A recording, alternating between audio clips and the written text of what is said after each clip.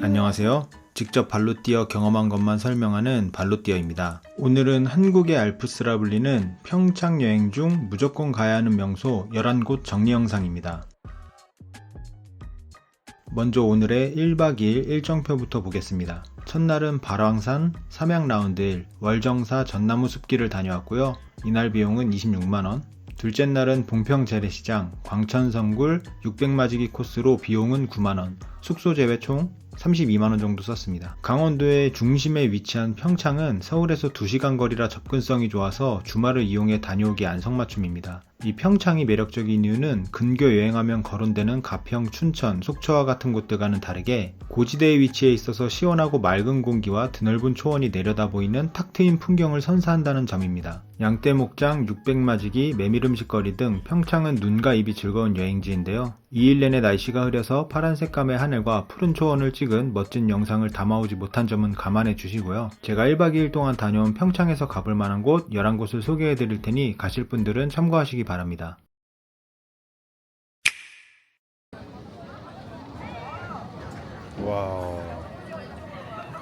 와, 저 끝에 발왕산 케이블카는 국내 최장 길이를 자랑하는 케이블카로 약 18분 동안 해발 1458m의 발왕산 정상까지 타고 간 후에 정상에서는 평창과 태백산맥을 아우르는 탁 트인 전경을 감상할 수 있는 곳입니다. 참고로 발왕산은 태백산맥의 중심부에 위치한 산으로 이름 그대로 왕이 난다는 뜻을 지니고 있습니다. 케이블카 운영시간은 9시부터 18시까지 운영되고 매주 월요일은 휴장입니다. 티켓 요금은 성인 왕복에 25,000원이고 특정 카드는 20% 할인이 되는데 그냥 네이버에서 예매하면 카드와 상관없이 이미 20% 할인된 가격으로 살 수 있습니다. 케이블카 타기 전에 매표소 앞에 모나라는 카페가 하나 있는데 크고 깔끔해서 커피 한 잔 챙겨줬고요. 8명이 정원이랍니다. 지금 단체로 한 200명은 오는 것 같아요, 저거. 정상에 도착하고 나서야 비로소 평창의 진수를 경험할 수 있는데 날씨가 좋지 않았습니다. 봄에는 실록, 여름에는 짙푸른 숲, 가을에는 형형색색의 단풍, 겨울에는 눈부신 설경으로 변하는 발왕산이 주는 매력을 흐린 날씨라서 100% 못 보여드려 아쉽습니다. 내려가야 되겠다. 천년주목 숲길도 있고요. 볼 게 은근히 많습니다, 위에. 스카이워크는 투명한 유리로 만들어진 발판을 통해 발 아래 펼쳐진 웅장한 산맥을 내려다볼 수 있습니다. 사실 어딜 가나 있는 스카이워크이긴 한데 발왕산은 높은 지대에 있어서 확실히 시야가 탁 트이는 느낌입니다.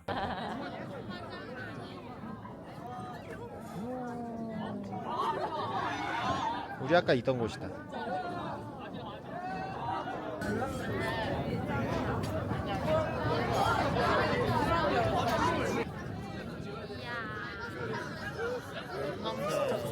또한 정상 부근에는 천년 주목숲길이 조성되어 있습니다. 따로 비용을 낼 필요는 없습니다.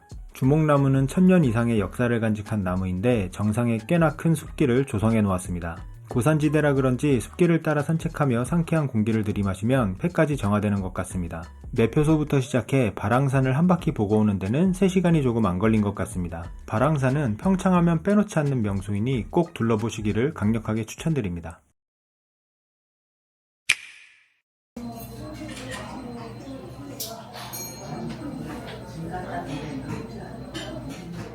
막국수가 맛있다길래 갔는데 수육과 만둣국이 압권이었던 가시머리 식당입니다. 무심한 듯 길가에 덩그러니 자리한 것도 그렇고 가정집을 개조한 것도 그렇고 이미 맛집 냄새가 납니다. 발왕산 케이블카에서 약 10분 거리입니다. 11시부터 20시까지 운영하고 중간에 브레이크 타임이 있습니다. 매주 목요일은 쉽니다. 울드해 보이는 외관과 다르게 내부는 깔끔하고 오히려 청결도는 너무 좋아서 놀랐습니다. 테이블이 방에 있어서 식당 특유의 시끌벅적함이 없고 차분하게 밥 먹을 수 있어서 좋은 것 같습니다. 막국수 맛집으로 유명하지만 옆 테이블을 보니 먹음직스러운 수육과 뜨끈한 만둣국을 드시고 계시길래 2명이서 3개 메뉴를 시켜야 하나 고민하던 찰나 수육과 막국수는 소자 메뉴를 파는 센스에 감동 먹고 시작합니다. 저희는 수육소, 비빔막국수소, 만둣국 이렇게 3개를 주문했습니다. 가격도 합리적입니다. 수육은 소자가 8점이 나오는데 이게 영상에서 보시는 것보다 훨씬 두껍고 크기가 커서 양이 작지 않습니다. 이거 진짜 맛있습니다.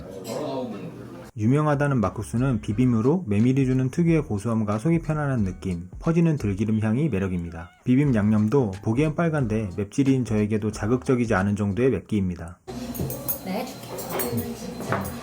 그런데 의외로 복병이 만둣국입니다. 제가 봤을 때 시골 냄새 물씬 나는 이 만둣국이 메인인 것 같습니다. 속이 꽉 차있는 직접 빚은 만두와 고소하고 걸쭉한 국물에 계란까지 고향집 만두의 정석입니다. 만두와 떡이 배부르게 들어있고 무엇보다 만두피가 탱글하고 쫄깃한 이 김치만두가 킥입니다. 구글 평점도 좋고 맛집 인간지표인 어르신들이 많이 계셨다는 점 믿고 가셔도 될 것 같습니다. 가시머리 식당은 개인적으로 정말 강추이니 꼭 가보시길 바랍니다. 중간에 숫자 2라고 적힌 허들 2개가 보이실 겁니다. 그 허들 가운데를 통과해 보도록 하겠습니다. 국내 최대의 유기초지 목장이자 동양 최대 규모인 600만 평 부지를 자랑하는 삼양 라운드힐 양떼 목장입니다. 해발 850m에서 1470m까지 공해 없는 고산지대의 드넓은 초원 전부가 이곳의 부지일 만큼 규모가 엄청납니다. 양떼 목장은 대관령 양떼 목장을 포함해서 꽤나 선택지가 있지만 양모리 공연은 삼양 라운드 힐에서만 한다고 합니다. 가시머리 식당에서 약 10분 거리입니다. 운영시간은 9시부터 17시까지인데 시즌마다 운영시간이 조금씩 다릅니다. 특히 양들의 건강을 위하여 동절기에는 방목을 하지 않으므로 미리 참고하시고요. 비용은 인당 12,000원이고 현장 구매도 가능, 강원도 지역 주민분들은 추가 할인이 됩니다. 기본적으로 규모가 굉장히 커서 걸어서 움직일 수 있는 곳이 아닙니다. 입구에서부터 방목지, 체험장, 주목원 등을 지나 동해전망대까지의 거리가 꽤나 멀기 때문에 목장에서 운영하는 내부 순환 셔틀버스를 이용해 움직여야 하는 작은 테마파크입니다. 홈페이지에서 기호에 맞는 추천 코스를 제공하니 참고하시고요. 어딜 가나 2시간은 최소 잡아야 합니다. 10월 말 정도가 되면 화이트 시즌을 시작하는데 이때부터는 셔틀버스 운행을 종료하는 대신 각자 타고 오신 자차를 그대로 타고 내부 어디든 돌아다닐 수 있는 드라이브스루 형식으로 바뀝니다. 저는 11월 초에 다녀와서 드라이브스루 관람을 했고 넓은 초원이라 길가에 주차할 곳들은 넉넉했습니다. 삼양 라운드 힐의 매력은 바로 양모리 공연을 볼 수 있다는 건데요. 저도 이거 보러 왔습니다. 운영시간은 여러 타임이 있고 공연은 15분 정도 합니다. 저는 13시에 딱 맞춰서 가서 봤습니다. 이곳에는 양모리견 보더콜리가 4마리가 있는데 저는 제스라는 친구의 공연을 관람했습니다. 올라갈 땐 통과하지 않고 내려올 때 통과해서 내려오도록 할게요. 네, 양들의 귀여운 엉덩이 한 번씩 봐주시고요. 아, 멋지다. 공연이 끝난 후 양모리 체험을 할 수 있습니다. 건초는 별도 3,000원입니다. 만지게 도망가면 안 돼.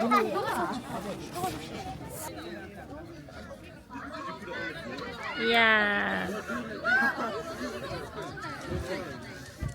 코스 끝자락인 동해전망대에서는 풍력발전기와 넓은 초원도 감상할 수 있습니다. 전망대 쪽에 늘어서 있는 풍력발전기는 총 53기가 설치되어 있는데 강릉 인구의 60%의 전기를 공급하고 있다고 합니다. 송아지 우유주기 체험, 양, 타조 먹이주기 체험 등 다양한 볼거리와 체험도 즐길 수 있습니다. 한 바퀴 돌고 내려오면 목장 마트와 목장 카페도 운영하고 있습니다. 아이스크림 먹어보니 아주 신선합니다. 전반적으로 볼거리가 많아서 평창 여행 중 가성비로는 여기가 최고가 아닌가 싶습니다. 평창 여행을 계획하신다면 반드시 다녀오시길 바랍니다. 사람 나오면 안 돼요. 네, 손만 사람 안 나. 아, 네네, 그런데. 저 이거 찐빵만 딱 찍고 있어요. 신선이 황기찐빵은 20년 전통의 찐빵 전문점으로 맛도 주인도 20년 그대로 있는 숨은 맛집입니다. 삼양 라운드 힐에서 약 25분 거리이고 월정사 바로 전에 있습니다. 포장 전문점으로 지나가다 가게 앞 공간에 잠깐 차를 세우고 찐빵만 사가시면 됩니다. 메뉴는 2가지, 찐빵과 감자떡이고 찐빵 종류는 황기, 녹차, 호박 3가지입니다. 자연 재료를 활용하여 색소 없이 찐빵을 만드시는데 당연히 방부제가 없는 건강한 빵입니다. 빵을 고르면 바로 찜통에 직행, 약 5, 6분 후에 갓 나온 따끈한 찐빵을 살짝 식힌 후 담아주십니다. 저 사실 별 기대 안 하고 갔는데 약간 찐빵의 레벨을 한 단계 높였다고 생각될 만큼 맛있었습니다. 황기 찐빵은 부드러운 팥이 가득 들었는데 팥이 알알이 살아있고 깔끔한 팥의 단맛이 굉장히 맛있습니다. 녹차 찐빵은 어디서 맛보기도 어려운데 특유의 쌉싸름한 향과 은은한 단맛이 잘 살리셔서 센스에 감탄했습니다. 호박 찐빵도 뭐 말해 뭐 하겠습니까? 진한 호박죽 같은 깊은 맛이 가득한 호박 앙금이 압권입니다. 와이프 비셜 살면서 먹어본 찐빵 중에 가장 맛있다고 평창 영상에 꼭 신선이 황기찐빵을 넣어달라고 했습니다. 아침 8시부터 오후 8시까지 운영되지만 조기 솔드아웃이 될 수도 있으니 전화는 해보고 가시는 게 좋습니다. 택배로도 살 수 있으니 시간상 못 들리시는 분들은 인스타 확인하시거나 전화로 주문 넣으시면 될 것 같습니다. 그 자리에서 절반 다 먹어버린 찐빵 1티어 신선이 황기찐빵이었습니다.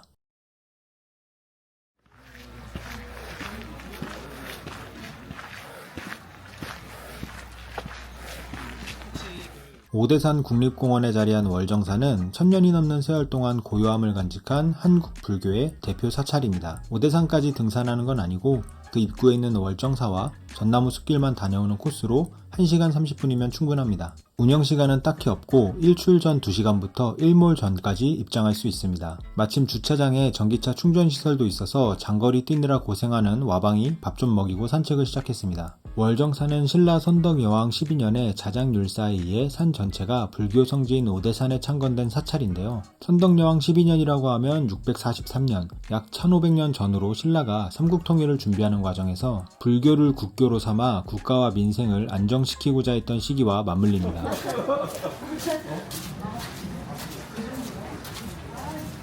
월정사는 60여 개의 사찰과 8개의 암자를 거느리고 있으며 특히 8각 9층 석탑은 국보로 지정된 문화유산입니다. 사찰 전체가 시간의 흐름 속에서도 변하지 않는 고풍스러운 매력이 있습니다. 울창한 숲에 둘러싸여 숨겨진 곳에서 1000년 넘는 역사를 보존한 만큼 경건한 기운이 느껴졌던 것 같습니다. 저는 가을에 가서 그런지 나무들이 황금빛 단풍으로 물들어가는 시점이라 낭만적인 분위기였습니다.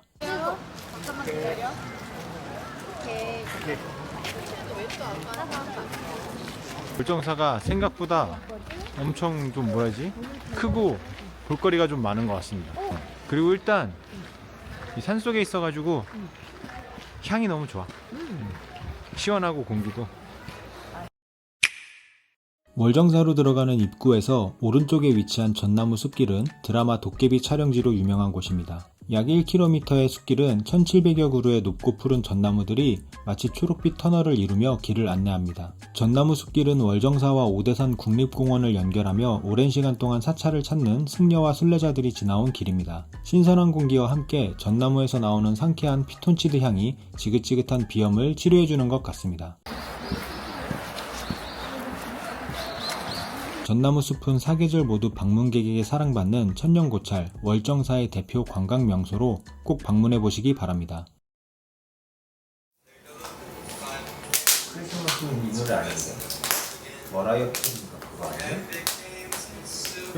첫날의 일정을 마치고 숙소인 몬티첼로로 와서 소고기를 구워 먹고 불멍을 좀 했습니다. 제가 몬티첼로로부터 무료 숙박을 제안받았기 때문에 제 의견은 사견으로 봐주시면 됩니다. 월정사에서 약 50분 거리이고 흥정계곡 바로 앞입니다. 방은 가족이 놀기 좋은 풀빌라, 연인이 즐기기 좋은 스파빌라, 단체용 워크숍 빌라와 일반 빌라가 있는데 저는 방 문만 열면 발코니 공간에 바베큐 그릴과 스파가 있는 스파빌라에서 하루를 보냈습니다. 방은 2명이서 아늑하게 보내기에 딱 좋은 사이즈고 통창이 커서 개방감이 좋습니다. 그런데 저녁에 밖에서 보면 안쪽이 훤히 보이니까 밤에는 블라인드를 꼭 쳐주셔야 합니다. 평창까지 온 김에 저녁은 발코니에서 소고기를 구워 먹을 건데요. 바베큐 가격은 그릴당 3만원입니다. 근처 대관령 한우플라자에 들러서 약 12만원 주고 한우와 야채류를 공수해 왔습니다. 검색해보니까 이 근방 펜션 가시는 분들은 대관령 한우플라자를 추천하시는 분들이 많더라고요. 평창의 맑은 밤 공기를 들이키며 소고기 등심을 숯불에 구워 소금 딱 찍어 먹는 기분 만족스럽습니다. 지금 거의 미쳐가고 있어 지금 이게. 어떤 거는 12월일 날.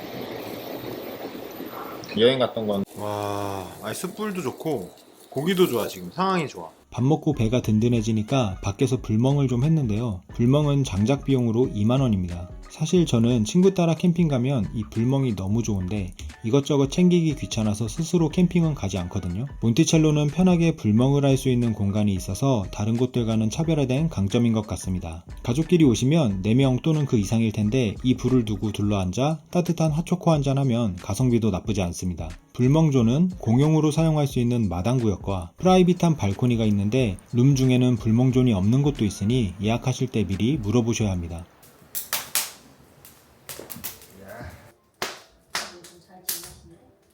불멍 딱 때리고 방으로 돌아와 하루의 고단함을 풀어줄 스파를 이용해봤습니다. 저는 야외 스파라고 하니까 산속에서 벌레들 익사한 수영장이 떠올라서 안 하려고 했었는데요. 여기가 진짜 센스 있는 게 스파 욕조에 물은 이미 준비되어 있고 매트리스 뚜껑 같은 걸 덮어놔서 물이 아주 깨끗했습니다. 성인 3명까지는 넉넉하게 들어갈 것 같은 사이즈에 물로 안마 받으니 여독이 빠지는 느낌이었습니다. 숙박을 제공받아 다녀와서 주관적인 의견이긴 하지만 평창 온다면 재방문 의사 100%입니다. 참고로 사장님 피셜 밤하늘의 별은 안반대기 갈 필요 없이 마당에서 보면 별이 쏟아진다고 합니다. 혹시 평창 1박 2일 여행을 준비하시는 분들이 계시다면 몬티첼로도 꼭 고려해보시면 좋을 것 같습니다. 감사합니다. 2일차 아침으로 속이 편한 메밀국수를 먹고 싶어서 봉평 맛집인 미가연으로 왔습니다. 몬티첼로 펜션에서 약 20분 거리입니다. 미가연은 메밀의 본고장에서 100% 메밀과 메밀싹을 재료로 한 다양한 음식을 선보이고 있는 곳입니다. 운영시간은 10시부터 20시까지이고 매주 수요일은 휴무입니다. 저는 메밀면으로 된 요리를 엄청 좋아하는데 이곳은 심지어 메밀 요리 명인이 운영하는 곳입니다. 한국 전통 메밀 요리를 현대적으로 재해석한 메뉴들로 100년 가기로도 선정된 맛집입니다. 매일 쓴 메밀과 단메밀로 직접 순수 메밀면을 뽑아 요리한다고 하는데요. 쓴 메밀은 칼로리가 낮으면서 일반 메밀보다 루틴 성분 함량이 70배 많은 무농약 재배 곡물입니다. 자극적이지 않지만 심심한 맛이 중독적이고 부담이 없는 메밀 요리는 아침으로 먹기에 제격입니다. 저는 미가연의 대표 메뉴인 미가면과 육회 비빔국수 그리고 메밀 주스를 주문했습니다. 일단 이 메밀 주스 약간 요구르트나 사과를 섞은 것 같은데 새콤한 맛이 있어 좋았고요. 미가면은 고소한 들기름과 간장 소스로 비벼먹는 요리인데 메밀 본연의 깊은 풍미를 진하게 느낄 수 있습니다. 살짝 매콤한 양념과 육회가 더해진 육회 비빔국수는 입맛을 돋우고 아삭한 메밀싹 고명과도 잘 어울렸습니다. 메밀국수집들이 즐비한 봉평 본진에서도 굳건히 상위권을 유지하는 이유가 있는 것 같습니다. 봉평의 청정 자연에서 자란 메밀로 만든 정성 가득한 요리를 맛보고 싶다면 미가연을 추천드립니다.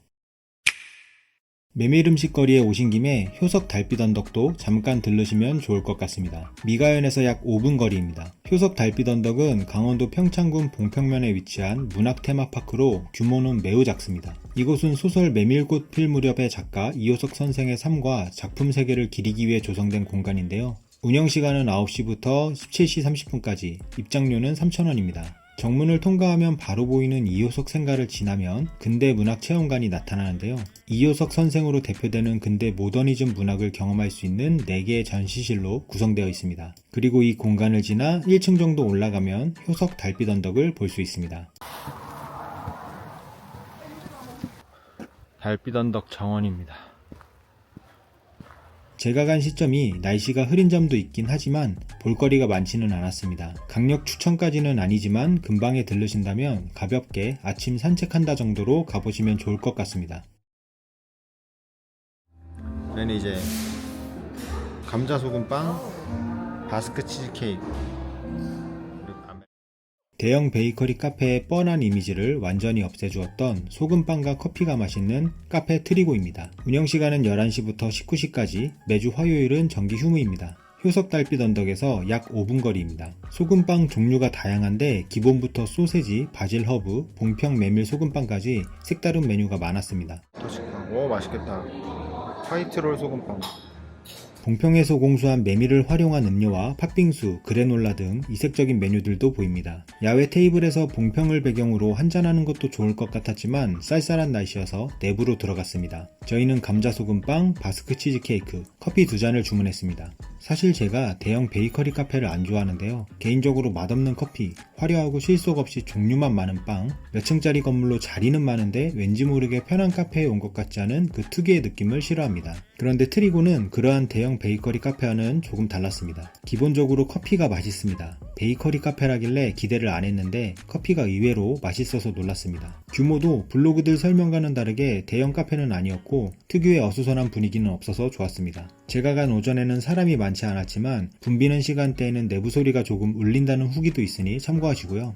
감자 소금빵은 깔끔 담백한 맛에 겉은 바삭하고 속은 부드러운 딱 잘 만든 소금빵 그 맛입니다. 소금빵은 직원분의 가이드대로 레인지에 돌려서 드셔야 안쪽에 프레지덩 버터의 향이 폭발합니다. 간만에 먹은 바스크 치즈케이크, 꾸덕꾸덕하면서도 녹진한 식감과 치즈의 풍미가 아주 좋았습니다. 빵은 유기농 밀가루와 재료만 사용해서 매일 굽는다고 하는데 가격은 살짝 있지만 맛은 확실합니다. 서울 교외에서 볼 수 있는 전형적인 카페의 느낌이면서도 평창의 분위기와 메밀을 조화롭게 이용한 카페입니다. 오래간만에 참 괜찮은 카페를 찾았다는 기분이 들었던 트리고, 꼭 들러보시길 추천합니다.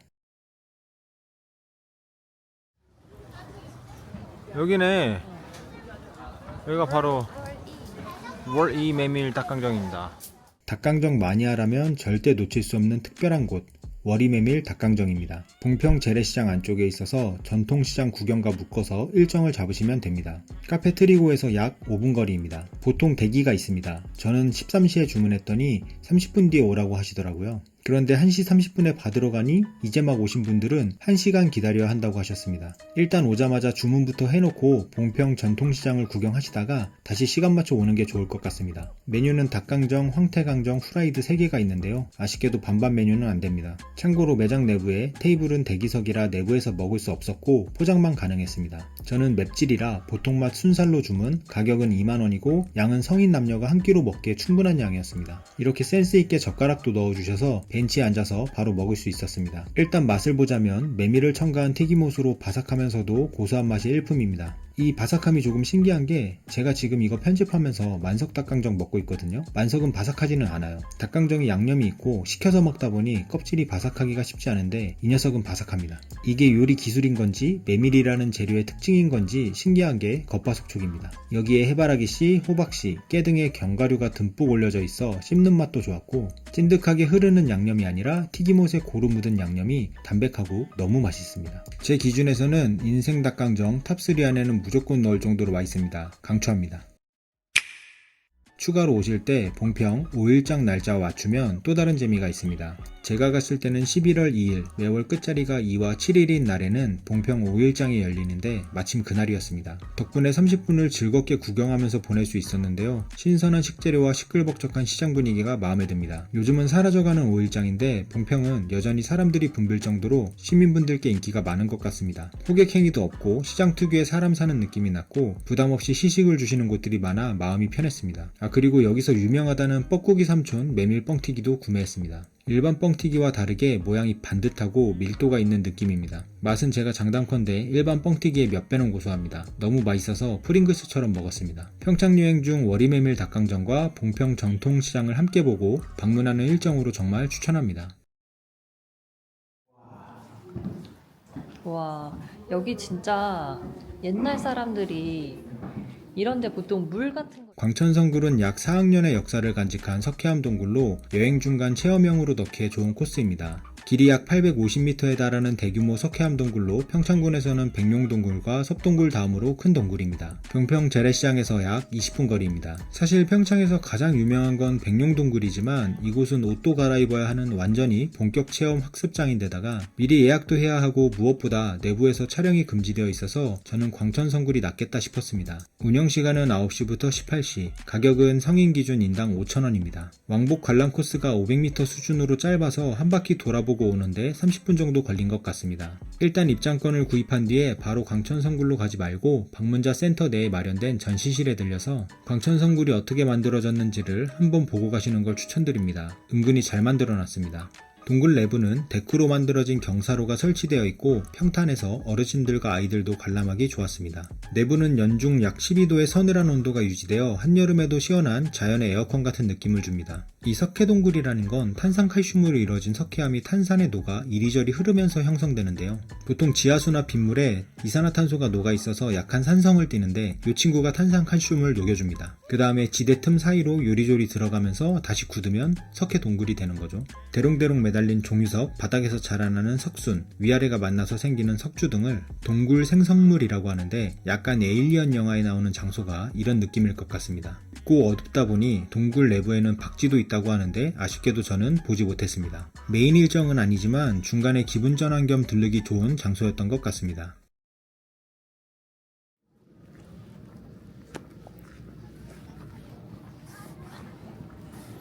우리 아가씨가 무거운 오늘의 마지막 코스이자 양떼목장과 함께 평창여행의 하이라이트인 600마지기입니다. 600마지기는 해발 약 1256m의 청옥산 정상의 넓은 평원으로 평창여행의 명소하면 빠지지 않는 곳입니다. 벽시 600마를 뿌릴 수 있을 정도로 넓은 들판이라는 의미에서 그 이름이 유래되었습니다. 축구장 6개 정도를 합쳐놓은 크기인데다가 사람 손이 아직은 많이 타지 않은 곳이고 깨끗하고 탁 트인 절경으로 유명해서 왜 평창이 한국의 알프스라고 하는지 납득이 되는 명소입니다. 운영시간은 없고 따로 입장료도 없는 곳입니다. 자동차로 구불구불한 찻길을 따라 정상까지 올라가는 중에 먼지 샤워는 피할 수 없습니다. 주차장에 차를 세우면 바로 옆에 작은 생태공원이 하나 나오고요. 능선을 따라 세워진 발전기의 모습은 붉게 물들어가는 초원과 어우러져 굉장히 이국적인 풍경입니다. 사실 풍력 발전기를 이렇게 많이 볼 일도, 특히나 이렇게 가까이서 볼 일도 살면서 몇 번 되려나 싶습니다. 저 큰 날개는 도대체 얼마나 큰 금형을 써야 찍어낼 수 있는지가 궁금할 정도입니다. 저는 11월에 그것도 날씨가 좋지 않을 때 갔음에도 근사한 풍경을 볼 수 있었는데요. 사실 600마지기의 가장 아름다운 때는 6월에서 7월 정도로 샤스타 데이지가 만개하는 시기입니다. 계란 후라이 꽃이라 불리는 샤스타 데이지가 초원에 가득 피어서 장관을 만들어낸다고 합니다. 무지개색으로 칠해진 의자나 작은 교회 건물 등 이곳을 사진 명당으로 만들어주는 조형물들이 많습니다. 사실 조형물은 거들 뿐이고 그냥 이곳 어디에서 찍어도 인생사진 하나는 건질 수 있을 정도입니다. 저처럼 오후 4시를 넘어서 온 사람들은 해가 지며 푸른 하늘이 점차 붉게 물들어가는 것을 볼 수 있습니다. 최근에는 차박 명소로 유명해져서인지 차박하는 차들도 많고 주차장과 화장실도 잘 마련되어 있습니다. 청옥산 600마지기는 평창을 여행하시는 분들에게는 반드시 가야 할 필수 명소입니다. 구름이 초원에서 잊지 못할 추억을 만들어 보시기 바랍니다.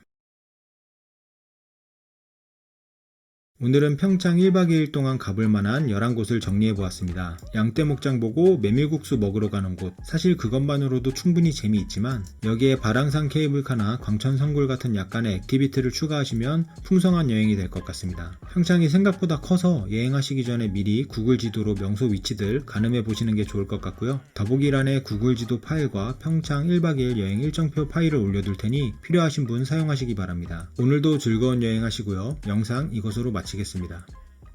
끝!